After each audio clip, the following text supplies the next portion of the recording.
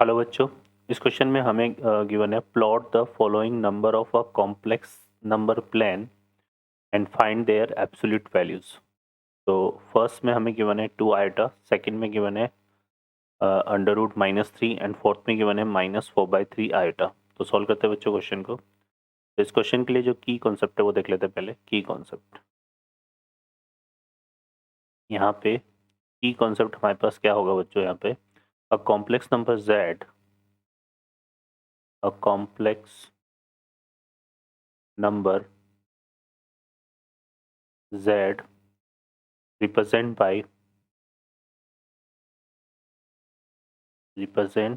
by z equal to a plus iota b। ठीक है, इस तरह से होता है। यहाँ पर a और b जो है क्या है, बिलोंग्स टू रियल नंबर है, और आयोटा जो है वो किसको, इसकी वैल्यू क्या होती है बच्चों, अंडर रूट -1। ठीक है, अगर हम बात करें यहाँ पे, तो इसमें अगर हमें इसको कॉम्प्लेक्स प्लेन में रिप्रेजेंट करना हो तो किस तरह से करते हैं। तो यहाँ से देखिए, ये हमारे पास कॉम्प्लेक्स प्लेन है। इसमें ये जो हॉरिजेंटल एक्सेस है इसको हम क्या बोलते हैं, रियल एक्सेस। ये क्या है बच्चों, ये रियल एक्सेस है। और जो वर्टिकल एक्सेस है इसको हम क्या बोलते हैं, इमेजनरी एक्सेस। ठीक है, तो ये हमारे पास क्या है, इमेजनरी एक्सेस है। क्लियर है बच्चों। तो ये इस तरह से डिफाइन होता है। अब यहाँ पे जो आयोटा की मल्टीपल है उसको हम कहाँ पे कंसिडर करते हैं, इस इमेजनरी एक्सेस पे, और जो ए है उसको हम कंसिडर करते हैं यहाँ पे रियल एक्सेस पे। तो इस तरह से हमें कोई भी पॉइंट अगर कंसिडर करना हो तो ये हो जाता है हमारे पास a कोमा बी, है ना। यहाँ से ये जो डिस्टेंस है ये a के इक्वल है, ये डिस्टेंस b के इक्वल है। तो a हमारा इस तरह से होता है और b हमारा इस तरह से होता है। तो इस तरह से ये जो z है उसको हम कंसिडर करते हैं कॉम्प्लेक्स प्लेन में। ठीक है बच्चों, इस तरह से प्लॉट करते हैं। सेकेंड हमें बात करनी है यहाँ पे absolute value of z। Absolute absolute value of z की अगर हम बात करें तो ये रिप्रेजेंट होता है मॉड ऑफ z से, और मॉड ऑफ z हमारा क्या होता है, under root of a square plus b square. ठीक है बच्चों, तो इस तरह से ये रिजल्ट होता है हमारे पास। अब देखिए फर्दर हम यहाँ पे सॉल्व करते हैं क्वेश्चन को। तो इसका फर्स्ट पार्ट हमें क्या दिया हुआ है, फर्स्ट पार्ट में हमें दिया हुआ है 2 आयोटा। तो हम कंसिडर कर लेते हैं यहाँ पे let z equal to 2 iota. इसको अगर हम लिखें तो इसको क्या लिख सकते हैं, z equal to 0 plus 2 iota, इस तरह से लिखा जा सकता है। अब इसको हमें कॉम्प्लेक्स प्लेन में प्लॉट करना है तो किस तरह से करेंगे। ठीक है, कॉम्प्लेक्स प्लेन में हमें प्लॉट करना है तो 0, 0 हमारा ये वाला पॉइंट हो गया, और 2 आयोटा, मतलब इसमें देखिए यहाँ पे जो इसका रियल पार्ट ऑफ z है वो तो 0 है। तो यहाँ पे ये कंप्लीट प्योरली क्या है, इमेजनरी। तो ये कहाँ पे लाई करेगा, ये कहाँ पे लाई करेगा, कम्प्लीटली इमेजनरी एक्सेस पे। और पॉजिटिव है तो यहाँ पे आ जाएगा हमारे पास क्या, 0, 2। तो ये पोजीशन हो जाएगी यहाँ पर किसकी, z की, इस तरह से, है ना।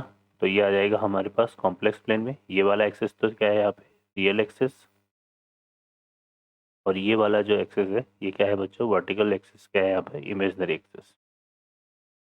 ठीक है, तो ये इमेजनरी एक्सेस है। क्लियर है। तो ये कम्प्लीटली कहाँ लाई करेगा, इमेजनरी एक्सेस पे। तो ये इसकी पोजीशन होगी। सेकेंड हमें क्या फाइंड करना है, इसका एब्सोल्यूट वैल्यू।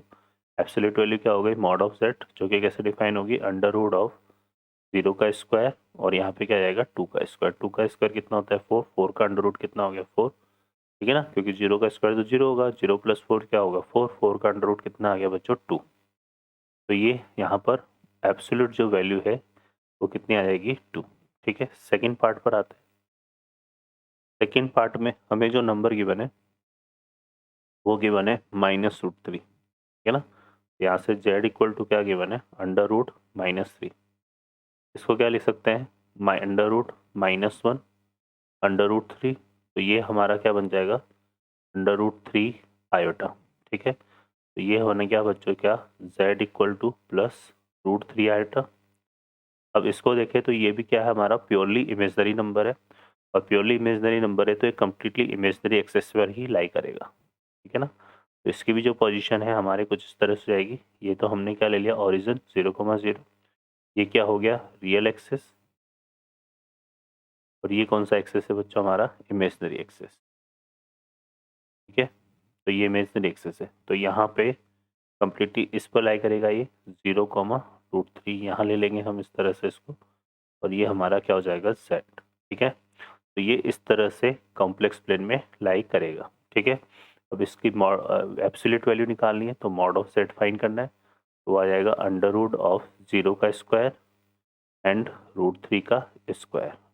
तो 0 प्लस √3 का स्क्वायर √3 का स्क्वायर होगा, √3 का स्क्वायर का अंडर रूट कितना आएगा √3। ठीक है, तो ये इसकी क्या हो जाएगी एब्सोल्यूट वैल्यू। ठीक है बच्चों, नाउ हम बात करते हैं थर्ड पार्ट में। थर्ड पार्ट में देखिए हमें क्या गिवन है, हमें गिवन है -4/3 आयोटा। ये गिवन है हमें z इक्वल टू -4/3 आयोटा। ठीक है, अब इसको अगर हम देखें तो ये भी वैसे तो प्योरली इमेजनरी है, बट यहाँ पे ये क्या है नेगेटिव है। तो इसमें क्या होगा, यहाँ पे कॉम्प्लेक्स प्लेन में जब हम इसको प्लॉट करेंगे तो ये तो हमारे पास क्या है रियल एक्सिस, और ये क्या है बच्चों, ये है हमारे पास इमेजनरी एक्सिस। ठीक है, अब इमेजनरी एक्सिस में ये क्या है नेगेटिव है, तो नेगेटिव है तो ये बिलो एक्स एक्सिस लाई करेगा, सॉरी बिलो रियल एक्सिस लाई करेगा। तो यहाँ पर कहीं पे हम क्या ले लेंगे -4/3, तो ये हो जाएगा यहाँ पर आ जाएगा 0, -4/3 बिलो एक्स एक्सिस आएगा ये, है ना, और ये इस तरह से कॉम्प्लेक्स प्लेन में प्लॉट हो जाएगा। ठीक है बच्चों, है ना। सेकेंड हमें क्या फाइंड करना है इसकी मॉडुलस वैल्यू, तो वो आ जाएगी under root of real part 0 है तो 0 का स्क्वायर एंड यहाँ पे आएगा -4/3 का होल स्क्वायर। -4/3 के होल स्क्वायर का अंडर रूट लेंगे तो इक्वल टू कितना आएगा बच्चों 4/3।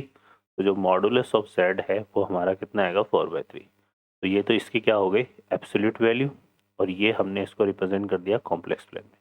तो इस तरह से ये तीनों पार्ट की वैल्यूज हो जाएगी। थर्ड पार्ट की एब्सोल्यूट वैल्यू हो जाएगी 4/3, और इस तरह से हमने इसको कॉम्प्लेक्स प्लेन में प्लॉट कर दिया। ठीक है, सेकेंड पार्ट में एब्सोल्यूट वैल्यू हो जाएगी √3, और कॉम्प्लेक्स प्लेन में प्लॉट करेंगे तो ये अबव एक्स एक्सिस होगा 0, √3, है ना, इस तरह से आएगा। और फर्स्ट पार्ट में मॉडुलस वैल्यू जो है एब्सोल्यूट वैल्यू कितनी हो जाएगी 2, और इसको प्लॉट करेंगे तो ये आ जाएगा हमारा इस तरह से 0,2 सेट। ओके बच्चों, तो इस तरह से ये क्वेश्चन हमारा सॉल्व होगा। I hope you understand well. Best of luck, thank you.